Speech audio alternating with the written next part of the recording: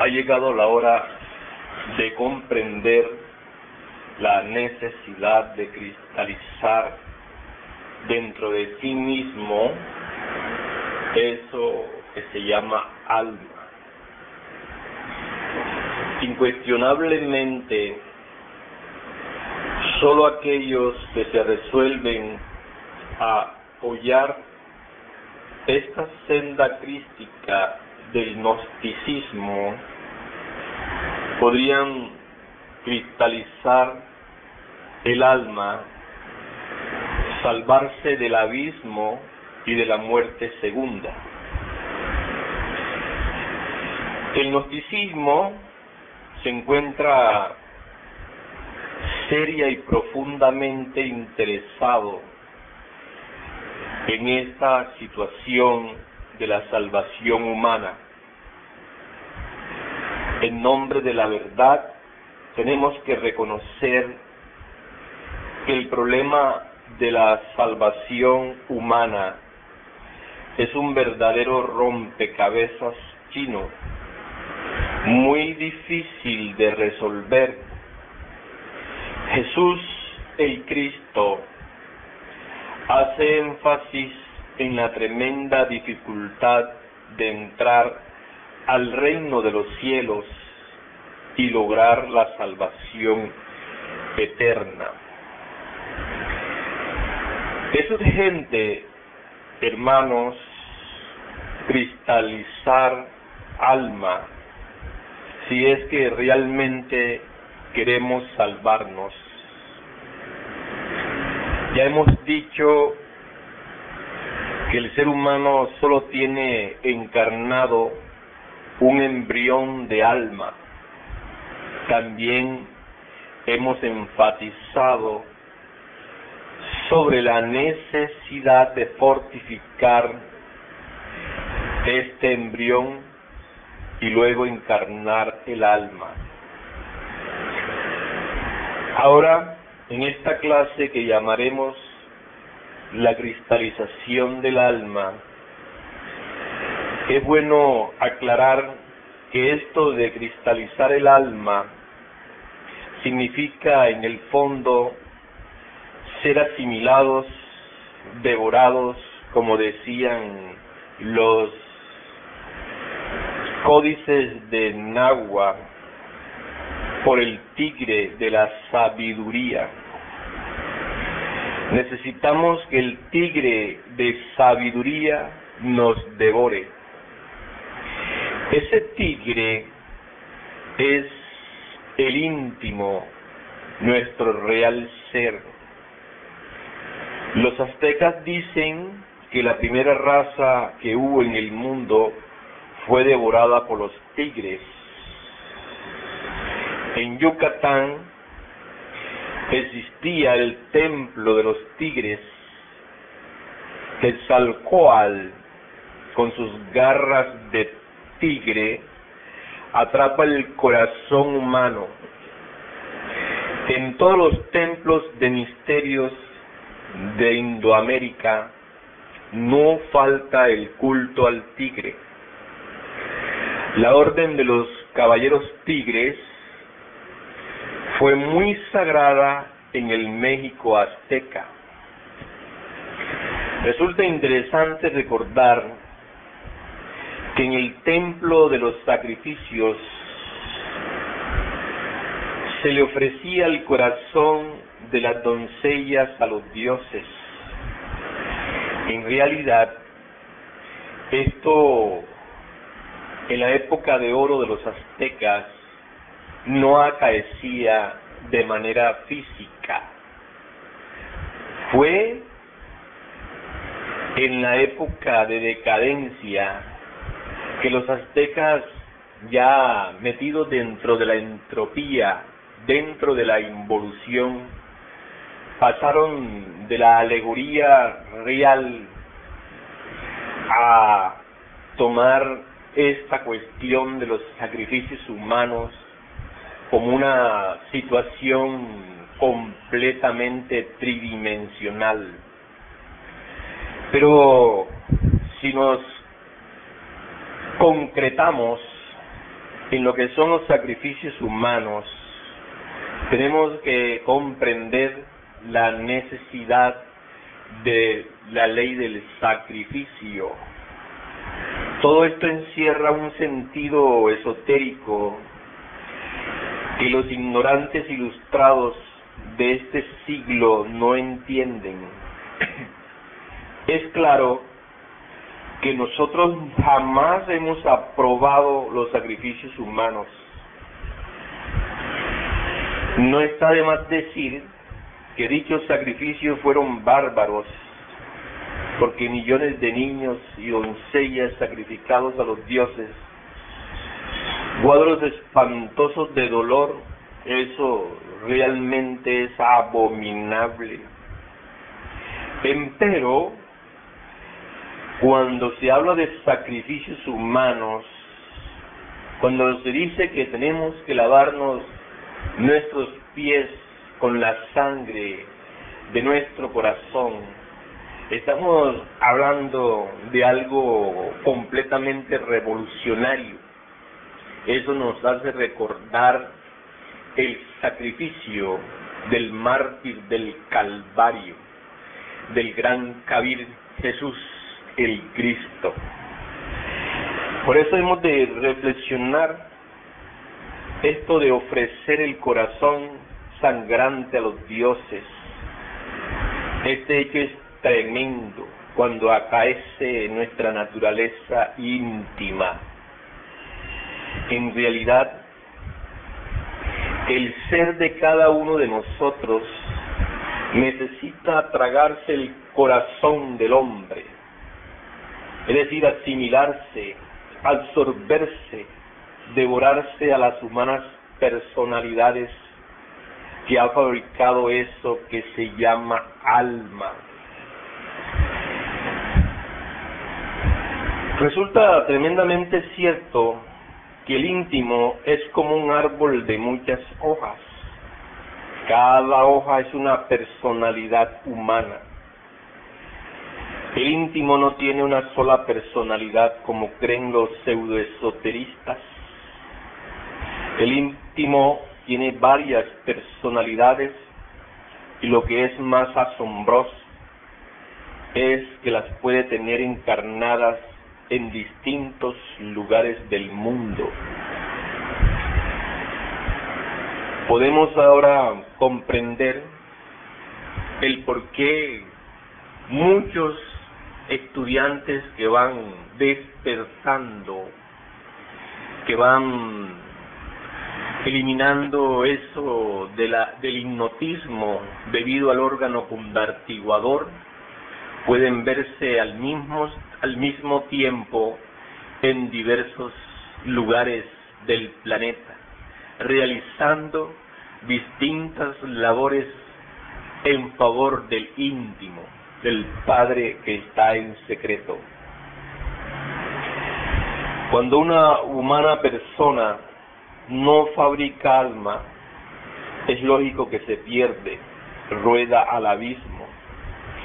Pero esto no tiene importancia para el íntimo. Es como una hoja que se desprende del árbol de la vida, una hoja sin importancia alguna. El íntimo continúa atendiendo sus otras personalidades, luchando porque éstas fabriquen alma para devorárselas como tigre de sabiduría. Así pues, hemos de entender la importancia esta del gnosticismo, que nos habla sobre la cristalización del alma. Por eso insiste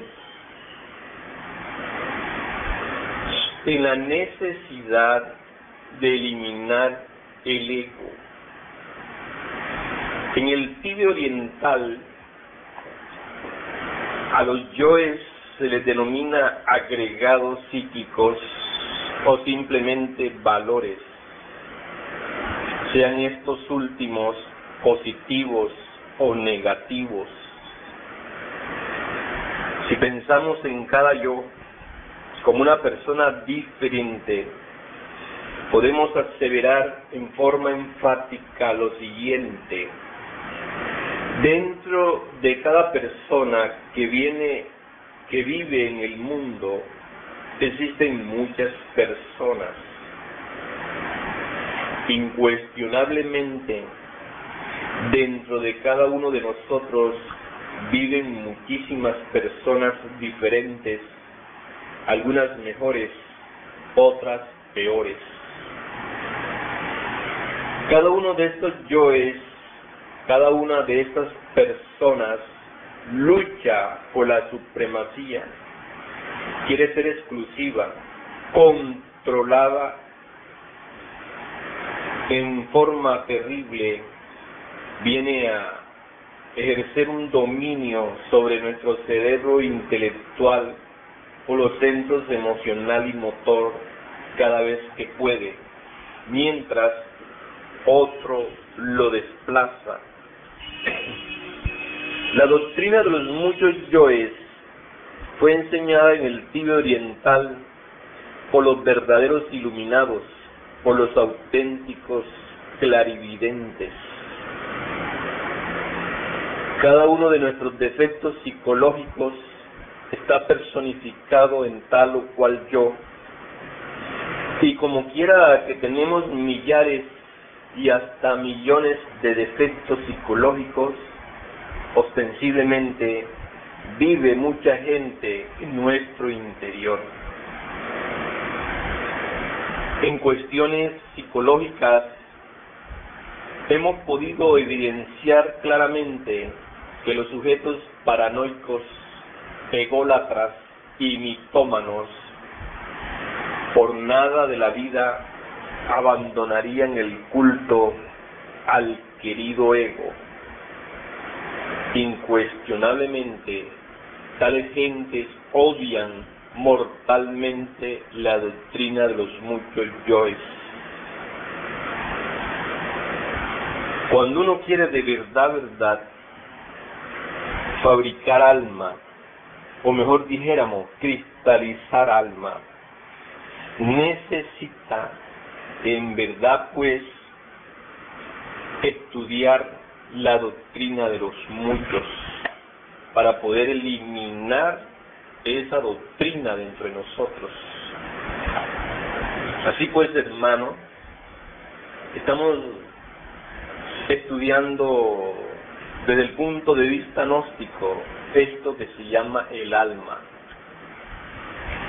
Es necesario conocer el camino que nos ha de llevar a la autorrealización íntima del ser.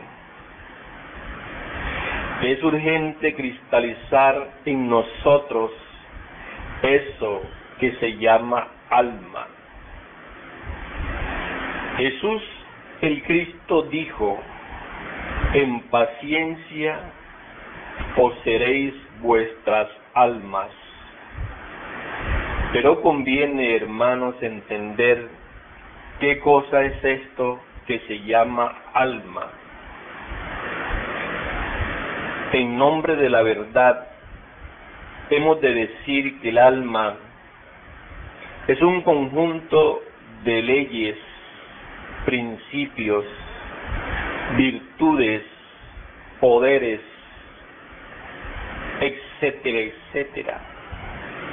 Las gentes poseen la conciencia, el material psíquico para fabricar alma, mas no poseen todavía el alma.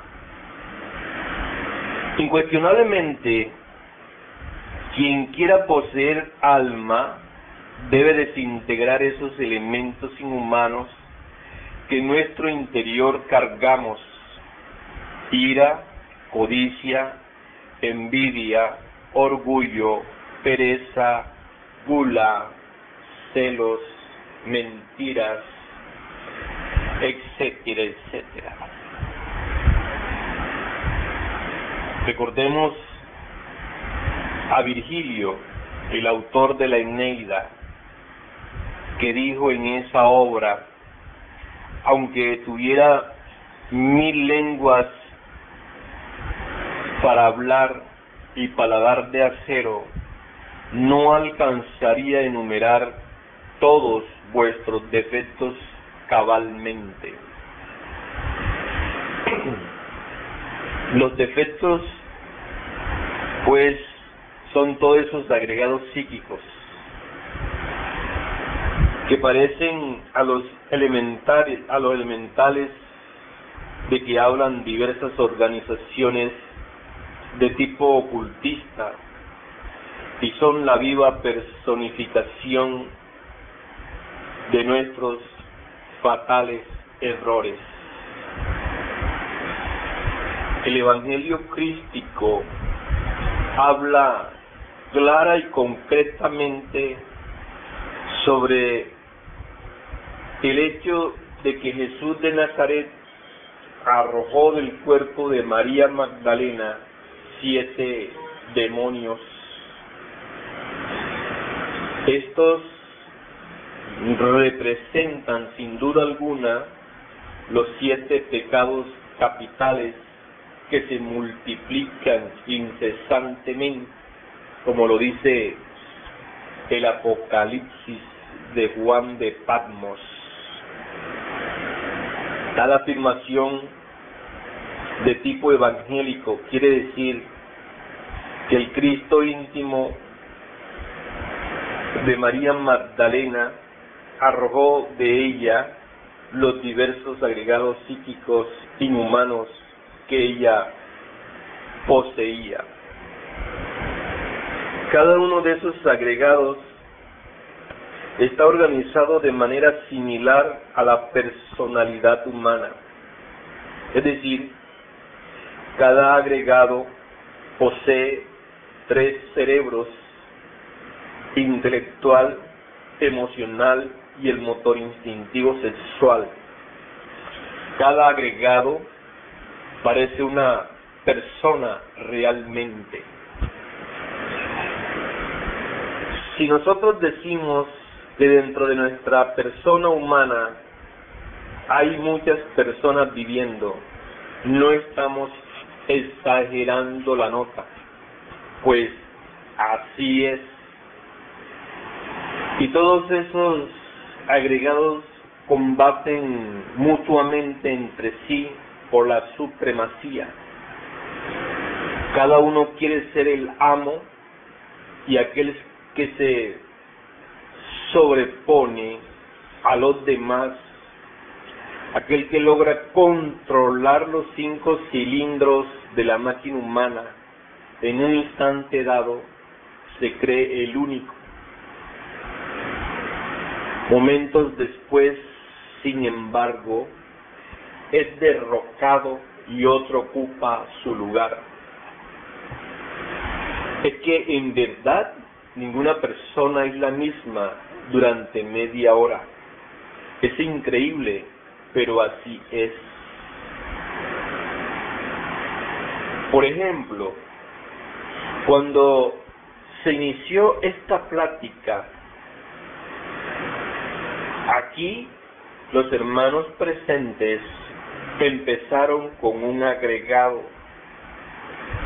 El mismo está muy alerta, pero si ponen atención a lo ocurrido en vuestro interior hasta este momento, verán que ahora son diferentes, que no son los mismos que llegaron a sentarse.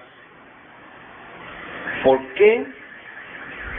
Porque el agregado psíquico que controlaba la máquina humana en el momento en que empezó sentándose fue desplazado por otro que ahora está escuchando.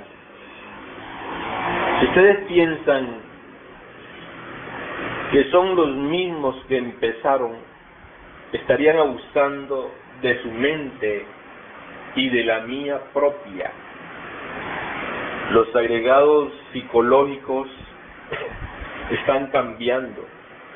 Tan pronto es uno el que controla los centros capitales del cerebro como otro. Nunca permanecen los mismos. En cuanto a la conciencia, que es lo más digno, lo más decente que llevamos en nuestro interior, se encuentra embotellada en estos múltiples agregados. Cada uno de ustedes,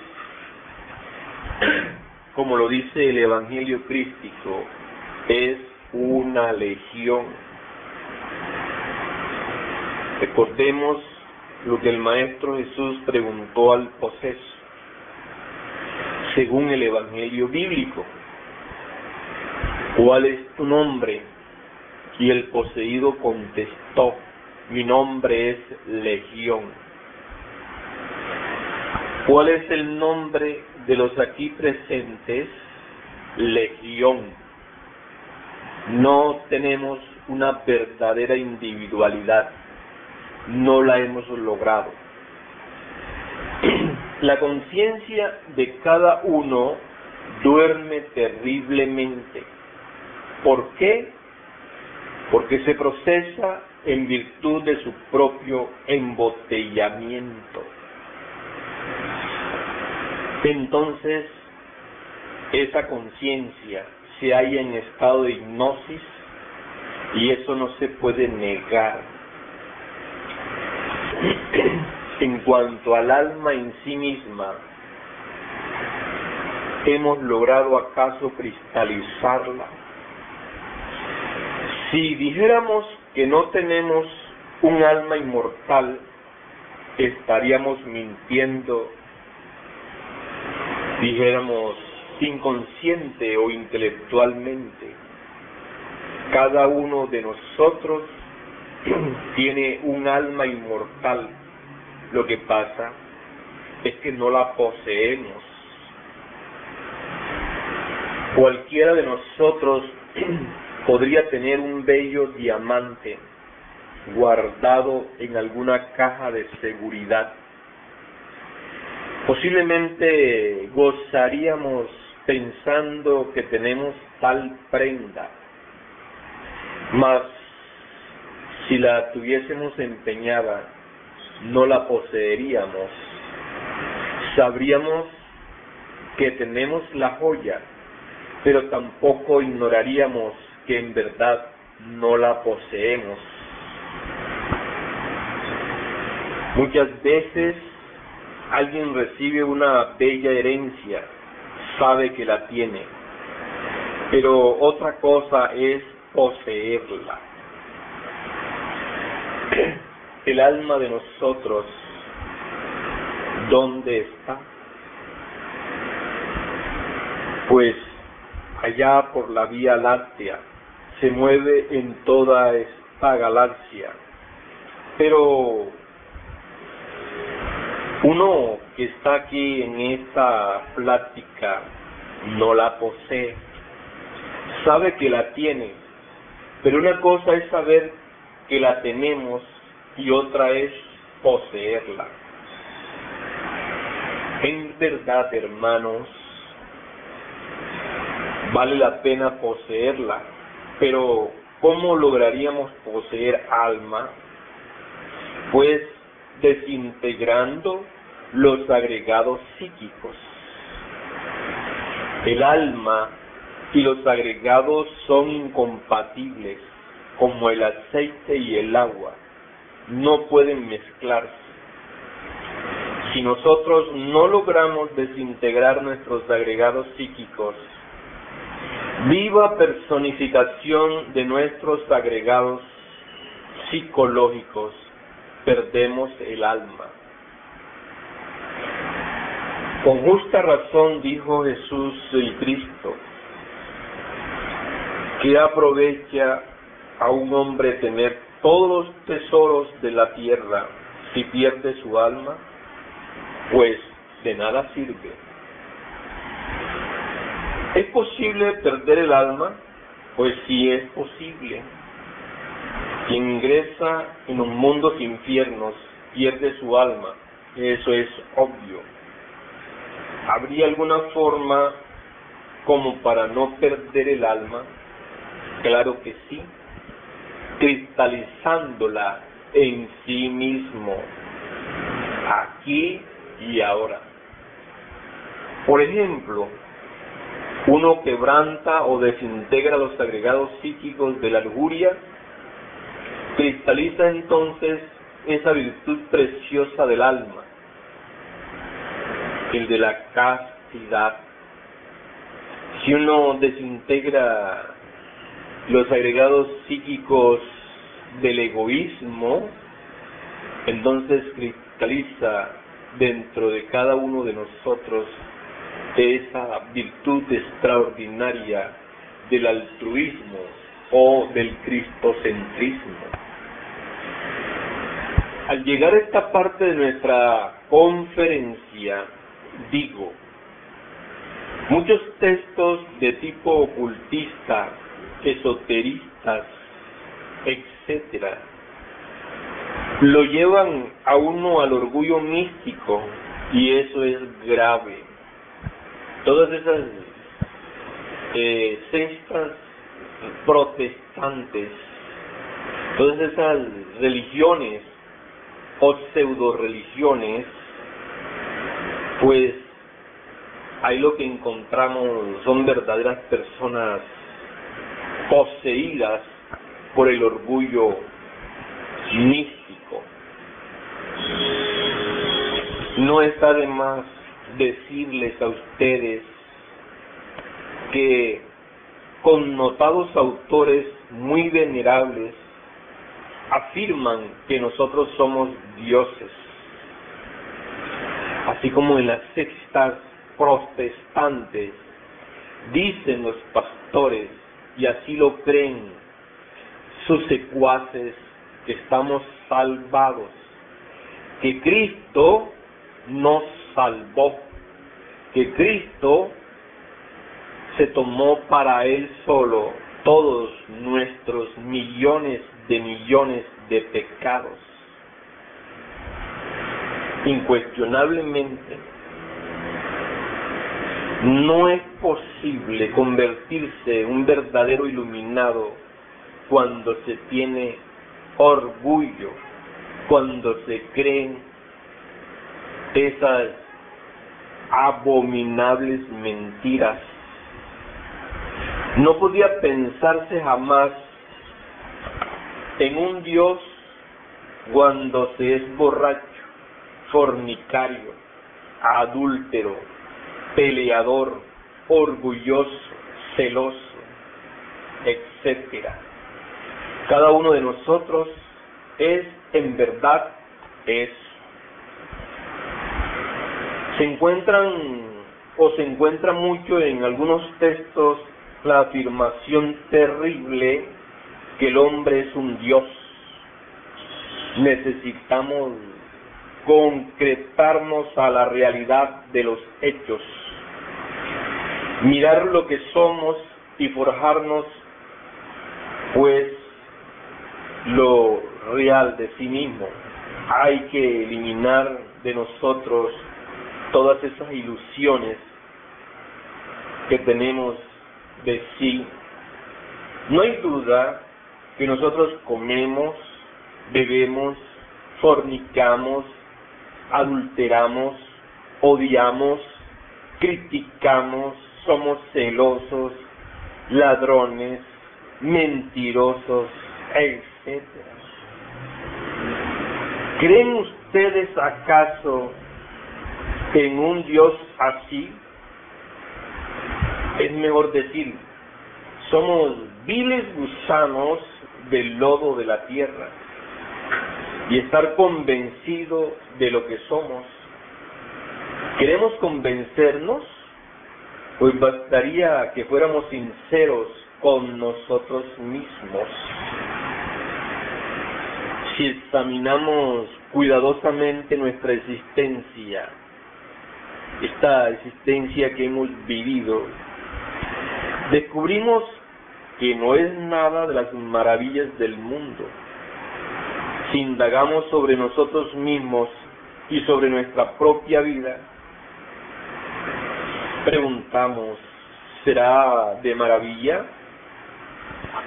Nos gustaría saber lo que somos, entender que no somos más que pecadores, unos viles gusanos del lodo de la tierra. Eso no le gusta a la gente, porque la gente prefiere autoengañarse.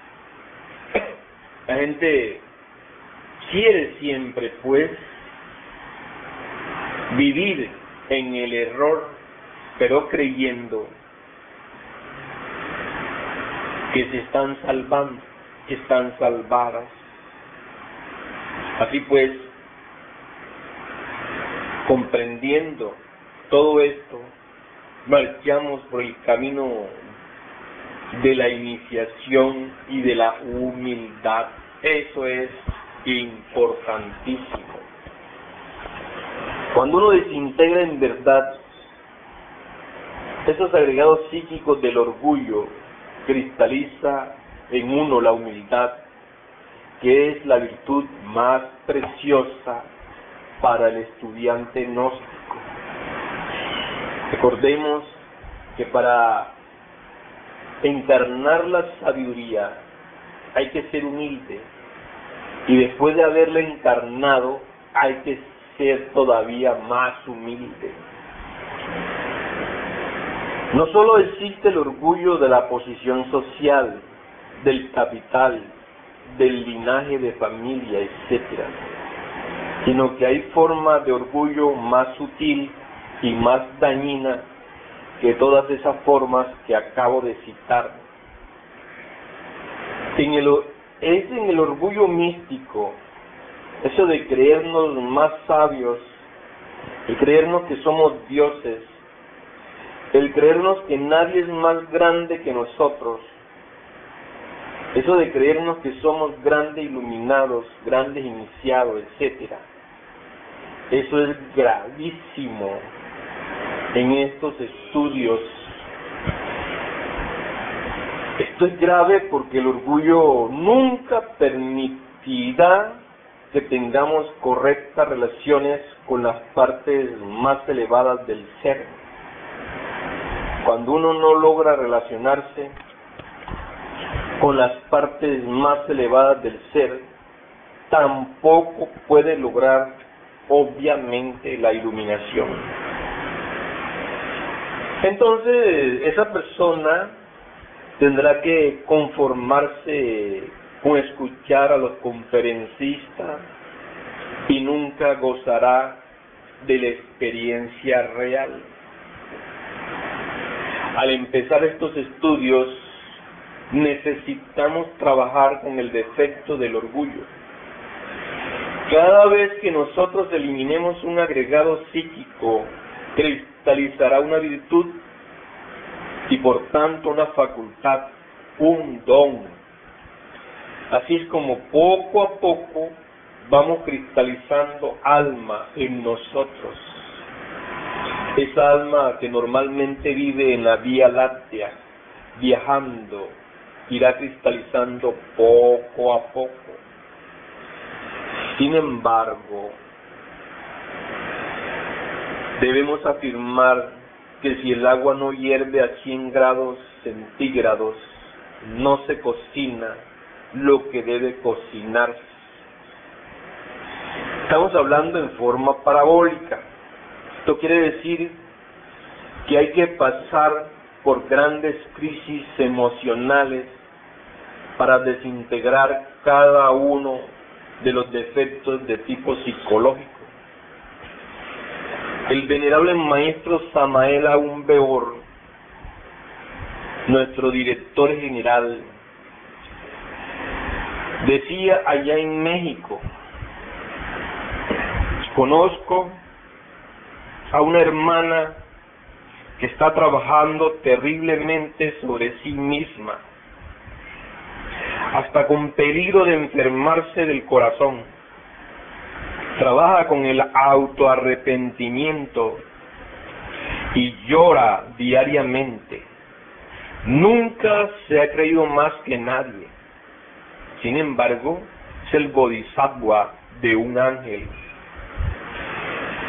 Hermanos, Solamente trabajando así, como la hermana esta que nos pone el maestro de ejemplo, se puede ir desintegrando uno a uno los agregados de tipo psicológico y en su reemplazo irá cristalizando eso que se llama alma.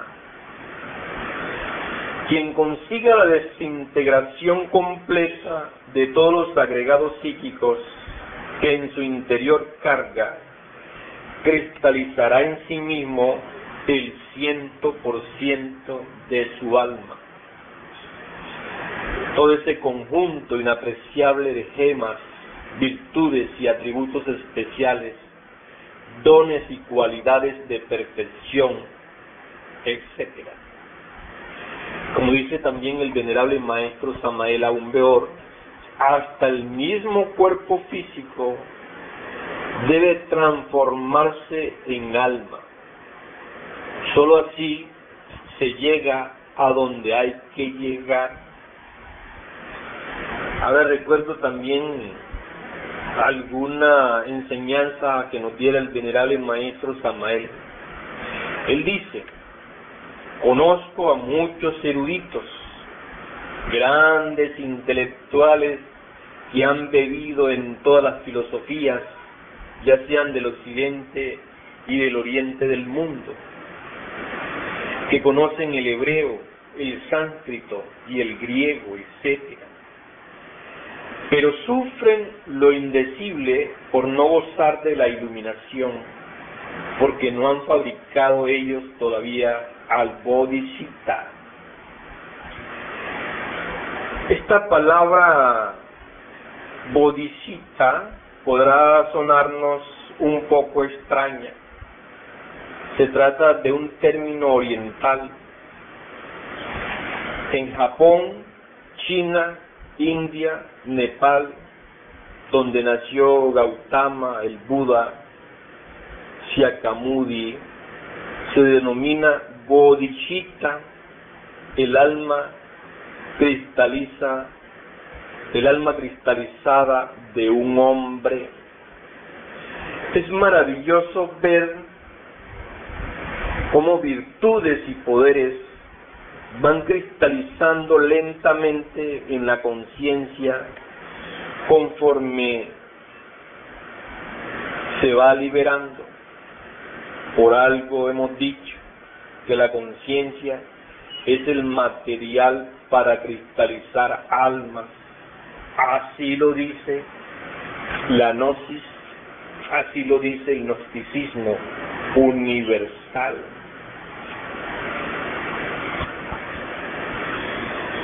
Algunas personas, algunas escuelas utilizan el término fabricar alma. A nosotros nos parece muy pesado ese término, incluso grotesco. Sin embargo, muchos autores usan este término. Acá la gnosis disiente con el término de fabricar alma. La gnosis prefiere decir cristalizar, pues el alma es algo que existe. Lo que hay es que se debe cristalizar y esto es diferente. Ustedes han visto, por ejemplo, un pedazo de hielo. ¿Qué es el hielo? Es la cristalización del elemento agua. Muy frío tal elemento, tomó forma y se convierte en hielo. Asombra ver la cristalización del elemento agua. Uno lo ve en los niños, ellos se asombran y juegan con el hielo. Pero ese elemento agua que se cristaliza, se debe esta realización a ciertos acuerdos, delineamientos matemáticos y geométricos precisos e indiscutibles. Así pues, hasta el mismo cuerpo de carne y hueso, el cuerpo físico está formado por órganos, los órganos por células, las células por moléculas, etc. No hay duda que ha habido un principio directriz inteligente. ¿Habráse visto células inconscientes organizarse en órganos? Eso no le cabría en la mente a nadie. Desde el momento en que se organizan tales células en forma de órganos, hay un principio directriz, y no como creen algunos tontos sabios que lo hacen al azar. Gracias al principio inteligente de la madre naturaleza, es posible esta clase de organización en forma de órganos. Si descomponemos un átomo, cualquiera sea del hígado, páncreas, vaso, corazón, liberamos la energía. Eso es claro. De manera que el cuerpo físico, en última síntesis, se divide en diferentes tipos y subtipos de energía. La energía es infinita. Carlos Marx dice que es primero la psiquis o la materia. O sea, él pregunta, ¿es primero la materia o la psiquis? Y él responde que es la materia lo primero. En la gnosis eso es completamente absurdo, porque los mismos postulados de Einstein dicen que la materia no es sino energía condensada. Recordemos aquel postulado: energía es igual a masa multiplicada por la velocidad de la luz al cuadrado.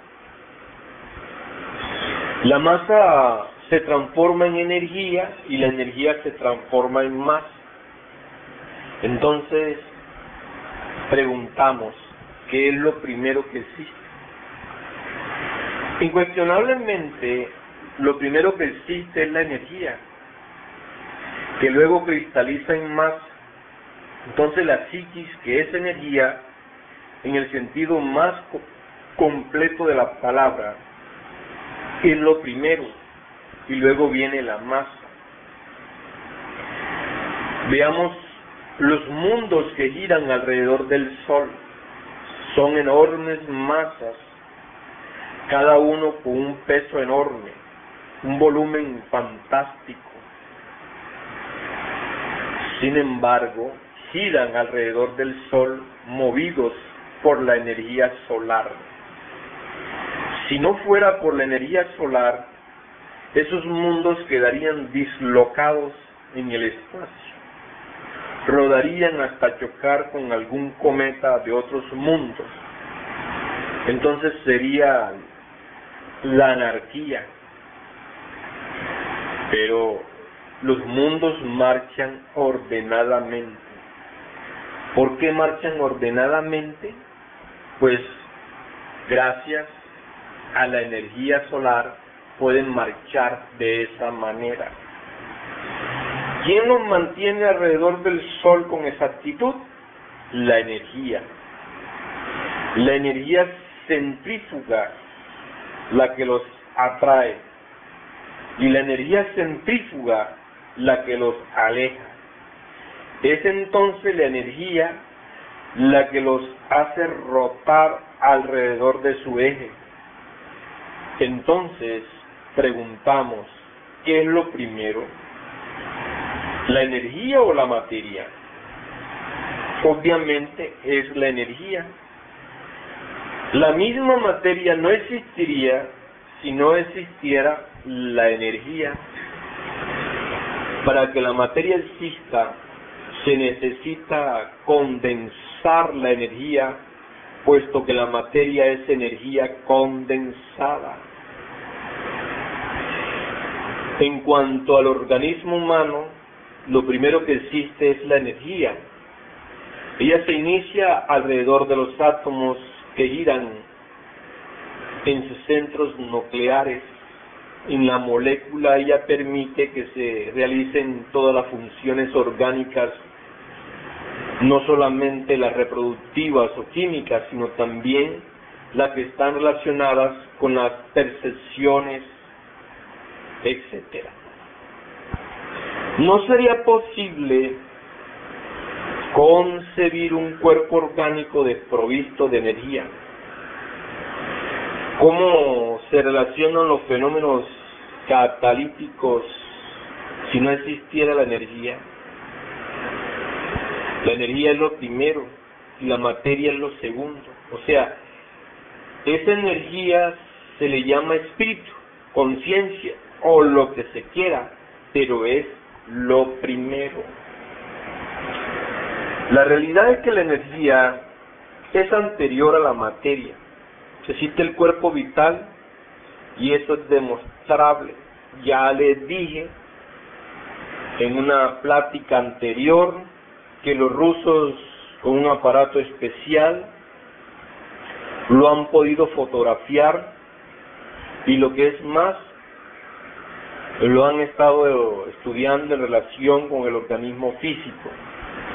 Lo están estudiando en forma independiente del cuerpo físico. Lo llaman cuerpo bioplástico. Total, el materialismo dialéctico en la Rusia soviética ha quedado abrumado por allí en un rincón. Ahora se estudia la parapsicología, se estudia la hipnología médica. De acuerdo con las estadísticas, la mayor cantidad del material didáctico en parapsicología viene de Rusia.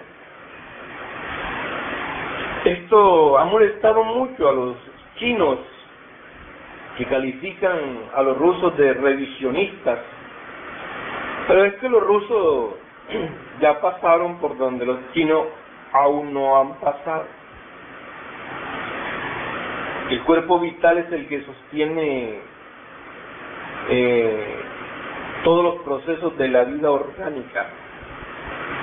A medida que nosotros vayamos desintegrando yoes, agregados psíquicos, inhumanos, a medida que vayamos cristalizando alma, una parte del cuerpo vital, la más elevada, se desprenderá de la parte inferior del mismo y se integrará completamente con la conciencia.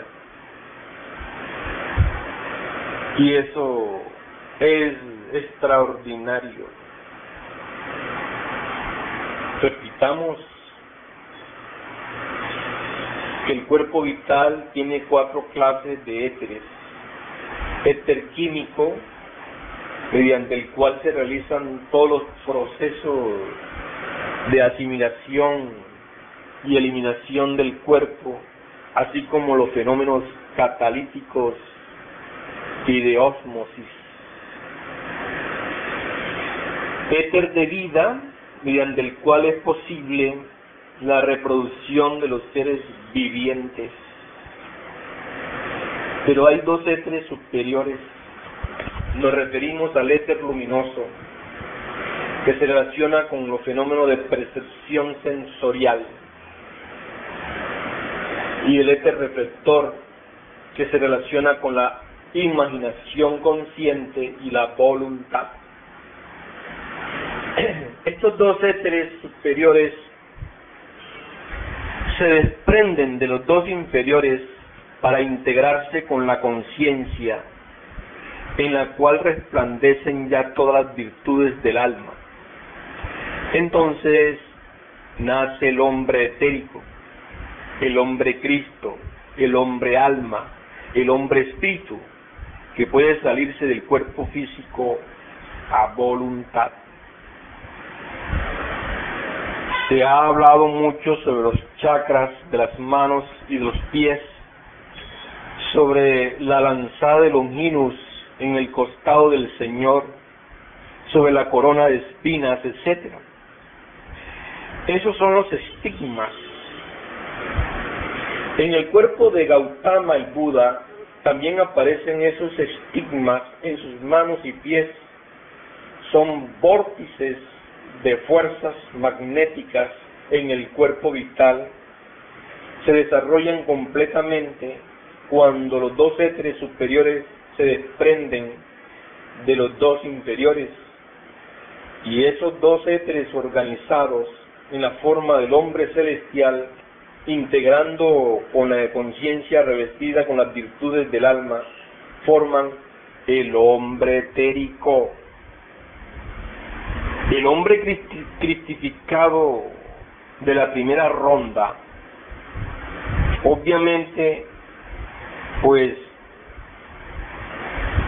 es lo que habla Elena Petronila Blavatsky. Pero tenemos que ver, pues, lo que son las rondas, y eso ya correspondería al un tema extraordinario que vamos luego a tratar acá en esta clase. De todas maneras, he de decirles, hermanos, que la iluminación no se nos da regalada, que la iluminación cuesta, que la iluminación pues se debe al buen Dharma, la recompensa por los méritos adquiridos, y solamente aquel que posee alma podrá gozar de la iluminación, tendrá mérito por ello. Hemos dicho pues que la cristalización del alma es un proceso maravilloso que solamente se puede dar a través de la ley del sacrificio. El sacrificio es algo extraordinario. La gente no quiere realmente sacrificarse, no comprenden lo que es el sacrificio, y la gente permanece sin sacrificarse. Y cuando uno no se sacrifica, tarde o temprano estará la ley de la entropía en uno y fracasará completamente nuestra existencia. Eso es lo que hemos querido hacer énfasis en esta asociación de centros de estudios gnósticos, que la gente se sacrifique por la humanidad, que se sacrifique por sus semejantes, que se sacrifique por sus hermanos. Hay muchos hermanos que hablan sobre poderes, sobre virtudes, sobre salidas en astral y sobre experiencias. Esos hermanos se entusiasman con esta clase de pláticas. Cuando se encuentran entre sí, entre ellos, pues vibra esa conversación. Pero en realidad, el asunto es que ellos sufren espantosamente porque carecen de iluminación. No están iluminados y hasta preguntan: ¿cómo haré para despertar la conciencia? Se les dice: hay que sacrificarse. Es claro que tenemos que empezar por sacrificarnos. Bueno, pero si no quieren sacrificarse, comiencen a comprender lo que es la ley del sacrificio. Uno tendrá que sacrificar de todas maneras si quiere pasar por transformaciones incesantes y hacer nuestra obra muy fecunda, debe sacrificar sus propios sentimientos